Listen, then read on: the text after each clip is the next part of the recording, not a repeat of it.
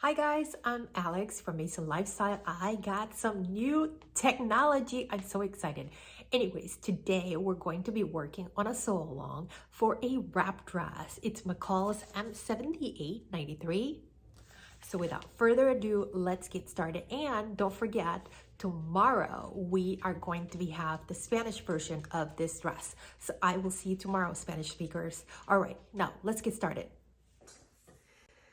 Hi guys, today we're going to be working on McCall's 7893 and I am going to be working on view V, which view A has kind of like this asymmetrical skirt. I am going to go with view V, just your traditional hem. So let me tell you about the pieces that you're going to need. You're going to need pattern piece number 3, and this is the back, and you need to cut 1 on the fold. You're also going to need pattern piece number 4. This is the neck binding, and you're going to cut 1 on the fold, and the fold's right there at the end. You're also going to need pattern piece number 5, and you're going to cut 2, and this is a tie end. You're also going to need pattern piece number 6. This is the sleeve, and you're going to cut 2. You're also going to need pattern piece number 7, and this is the front, and you're going to cut 2. So don't forget to, as always, mark your notches, any of those little triangles, and also for the pattern, if you look at the first set of instructions, it's asking you to interface. Piece number 7, it's asking you to cut bias strips of interfacing that is meant for knit, and I'm going to put a link below just so you can use Pellon or Visseline, whichever type, and I'll put some links below, but it should be for knit, and you need to cut that interfacing in bias cut. So again, 45-degree angle, because our pieces are not only at an angle, but this is also going to be stretched. So you want to make sure that you're able to stretch these pieces as much as possible. So it's asking you to go ahead and use those 3/8 strips at the shoulders and also on this angled front, and then down pattern piece number 7 along with the back piece for pattern piece number 3. That's asking you to interface the shoulders. So that's a little bit different from what we do things for knit, but go ahead and do that now, and let's get started. All right, guys, so just like I told you, the pattern, the first of the instructions, once you cut it, is asking you to cut these 3/8 of an inch strips of interfacing, and your interfacings need to be meant for knits. So I just grabbed my clear ruler and just cut these strips. Again, you have to cut these at a 45-degree angle from the salvage edge, so make sure you do that. And again, they stretch quite a bit because we are working with knits. So let me show you. This is piece number 7. So if you can see it, I'm gonna kind of let the camera focus, but you can see these strips, and I put them at the shoulders, and I also put them all the way down the front, and it keeps going all the way down on the side of the piece, all the way down. This is a little bit different from what I would have started tackling this pattern, but I'm going to go ahead and follow the instructions and see what happens. All right, guys, now that you did those interface bias strips on the shoulders on piece number 3, and if you can see those right there, see that little piece? Yep, they're done. So the patterns ask you to grab piece number 3 and then grab your pieces number 7, and then it wants you to get those stitched at the shoulders. So of course, find your notches, because I know you put in those notches. So pin, and remember, we're working with knits. So when we work with knits, we are going to be So again, guys, we are working with knits, and when we work with knits, we are going to be doing a zigzag stitch. Usually the pattern asking us to interface, it's a little bit different from what I do. Usually I like to reinforce the shoulders. So I guess this is their way of reinforcing the shoulders with interfacing. So, you know, if you reinforce the shoulders with something else, I usually just use stay tape, or I even may be using like a little ribbon, like satin ribbon that I may have.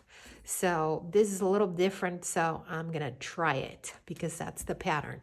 And again, as usual, right, you have a pattern, you can do whatever the heck you want. You don't have to follow this stuff to the T. So again, I want you to stitch 5/8 inch seam allowance. Don't forget the back stitch at the start and at the end for both shoulders. Once you do that, I want you to press those seams open. So go ahead and do that now.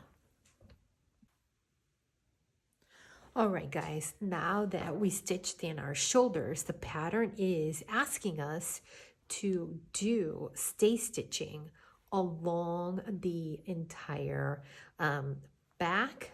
So that's piece number 3.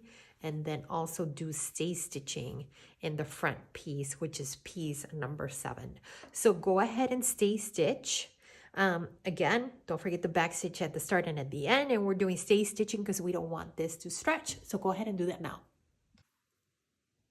All right, guys.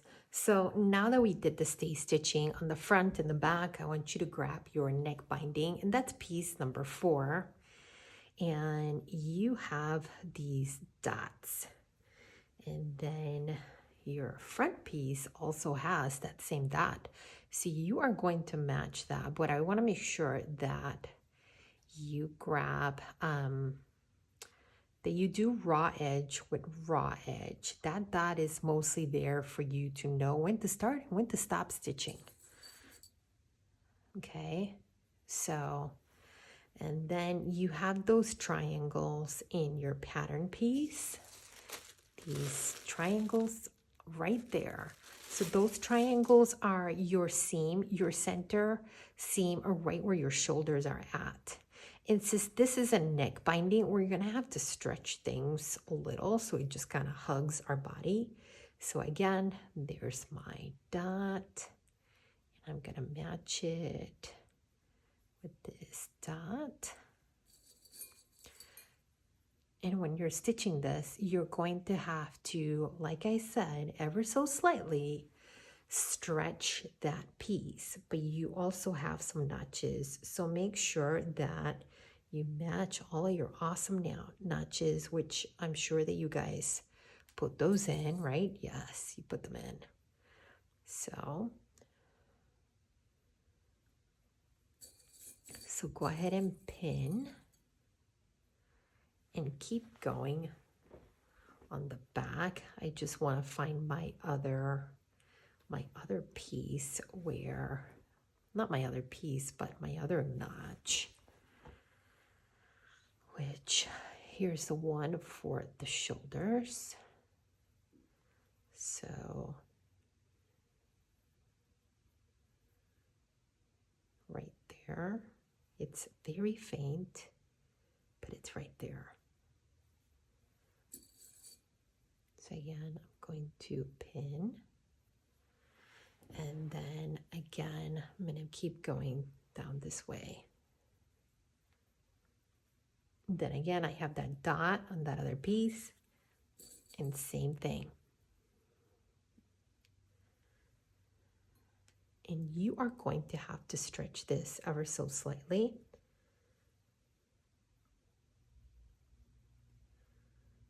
And I mean stretch your neck binding, not your front piece number 7. So again, you need to stretch your neck binding.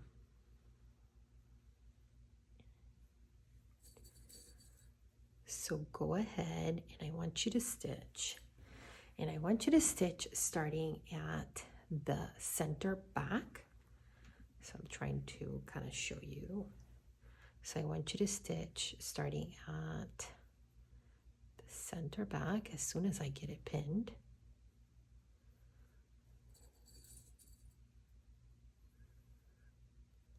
So I want you to start center back, right? Don't forget the back stitch at the start, and then center back and go right. And remember, you're going to stop at that dot that we had right there.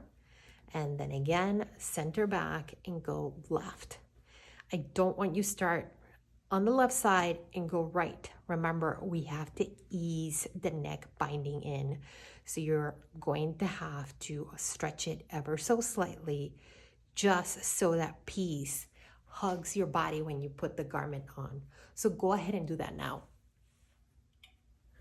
All right, guys, now that we attached the neck binding, the pattern is asking you to go ahead and fold it over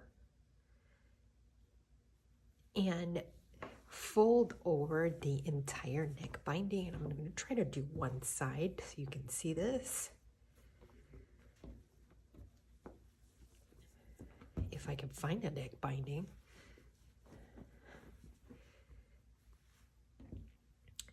So fold it over, and I would suggest that you fold it over and you press it, right? You press it, and you grab your pins and keep pinning all the way down. So that's why I'm saying go ahead and press all the way through.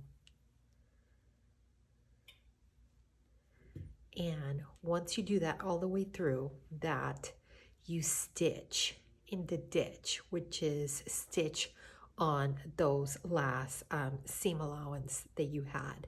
So you would stitch in the ditch, and you would do that from the right side, because what you want to do is catch the seam allowance from the neck binding. So go ahead and do that for your entire neck binding. What I believe I am going to do is, afterwards, a pattern is also asking you to trim whatever seam allowance you have left. I usually don't like to see that, although I can get away with it, but I just want to finish off that seam since it will be close to my neck. So I want to make sure that I don't have any issues with that later on. And you don't have to do this, but I suspect what I'm going to do is I'm going to serge this edge. I'm going to finish it, and then I'm going to do stitch in the ditch. So go ahead and do that now.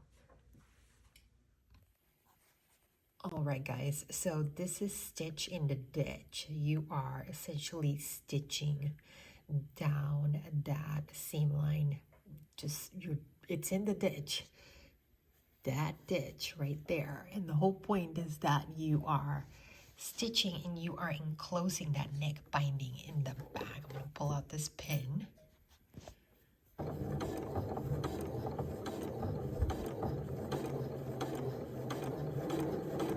And I have a stitch in the ditch foot, but if you don't have one, that's okay. You can just go slow. So just take your time.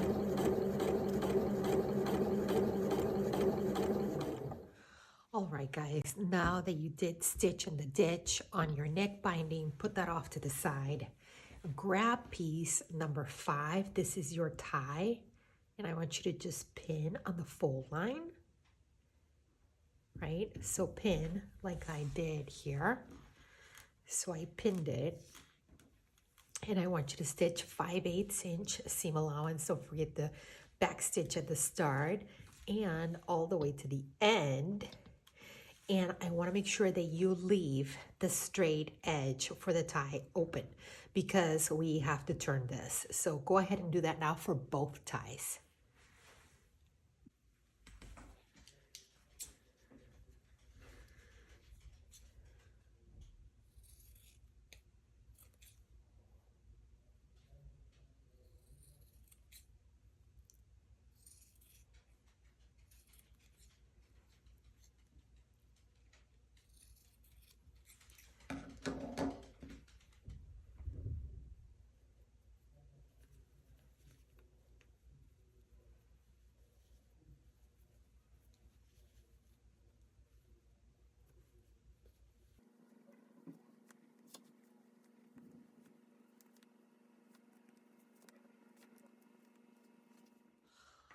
All right, guys, now that you turned your ties and you give it a good press, I want you to grab your bodice or your dress. It's starting to look very much like a dress. And I want you to go ahead and find those small circles.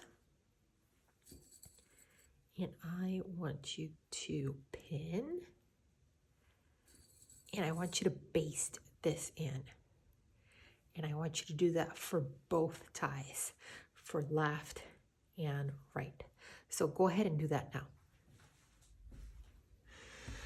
All right, now that we attach the ties to the front of the dress, I want you to grab both of your sleeves and I want you to pin right side with right side, and I want you to stitch 5/8 inch seam allowance. Don't forget the back stitch at the start and at the end. I'm going to be attaching the sleeves a little bit of a different way because the pattern wants you to do gathering stitches and also to interface the hem, which I don't want to do because what if I want to hem my sleeves a little bit higher? So go ahead and do that for both of your sleeves. All right, guys, now that you did the sleeves, I want you to stitch the sides. And again, you have those 2 notches. So go ahead and make sure that those match. And then on the right side, you're going to leave an opening for your tie. So go ahead and stitch 5/8 inch seam allowance. Don't forget the back stitch at the start and at the end. So go ahead and close your sides. Go ahead and do that now. All right, guys, now that you stitched in your sides and of course try your dress on, I want you to go ahead and open your dress, and on the right hand side we have that opening where we're going to be looping our tie when we put on our dress, and I want you to do a reinforcing stitch. So just a straight stitch around this opening, and I usually like to do 1/4 of an inch away, and I should say you should do it from the outside. So go ahead and do that from the outside. Go ahead and do that now. All right, guys, now that we went ahead and stitched around that opening, we top stitched, I want you to grab your sleeves. And of course, right side with right side. You always start with that center seam. Make sure they match.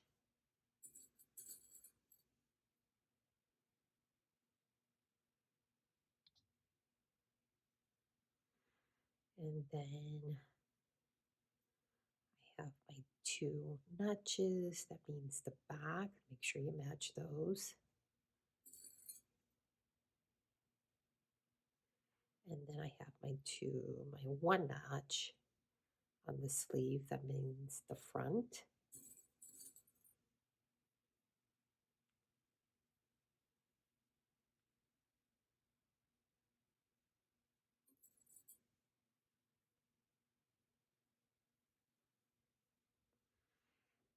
Then you have a dot on your sleeve, that big large dot, and that means the center seam at the shoulder.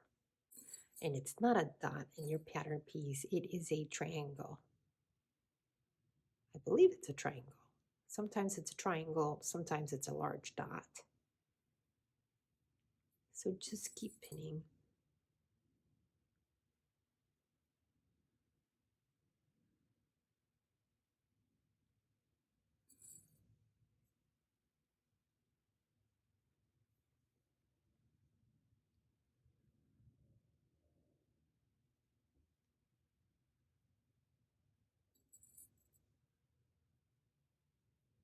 Guys, and you're gonna have, your sleeves are always going to be just a little bit larger. So I just like to do a couple of just small cuts within the seam allowance,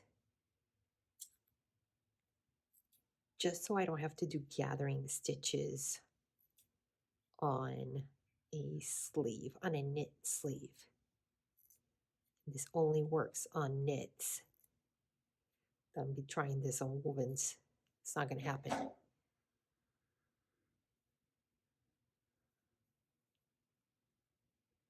But it helps to ease your sleeve that way.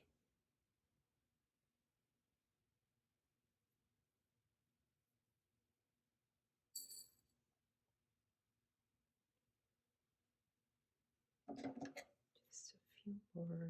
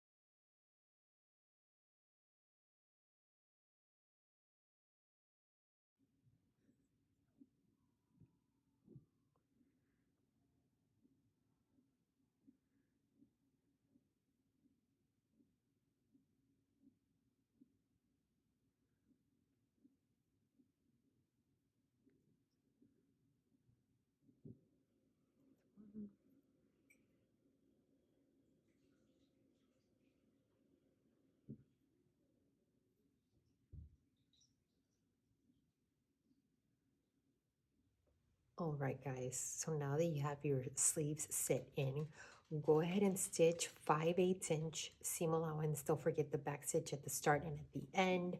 And I would also tell you to put your sleeve towards the feed dogs in your machine, because the feed dogs will help you ease in the sleeve.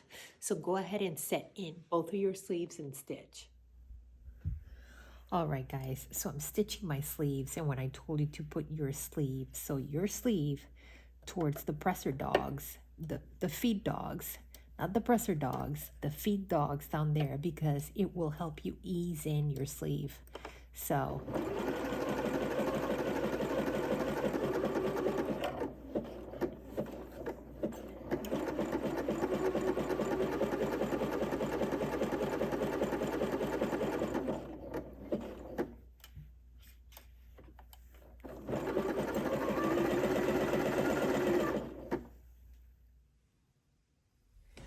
all right, guys, so once that you sit in your sleeves and you're happy with those and there's no puckers, I want you to go ahead and do the hem on your sleeves. So you can finish your edges inside. I'm probably going to serge that before I do my hem. So go ahead and try on your dress. See where your sleeves are at. Use your seam gauge. Pin, right? Got that done. Then I want you to grab the front of your dress and I want you to finish this raw edge, right where we attach the tie. Finish that raw edge, and then I want you to turn it in 5/8 of an inch, and I want you to stitch right at the edge where you finished it. Once you do that, I want you to go ahead and do your hem. So again, try on your dress, see how much do you need to turn. So turn and go ahead and stitch. The pattern is asking you to also interface the bottom of your hem. I don't believe you need to do this. You can follow the pattern if you want. It's asking you to, again, cut a strip of interfacing 3/8 of an inch. Go ahead and, put it in. So press it in and then turn up your hem.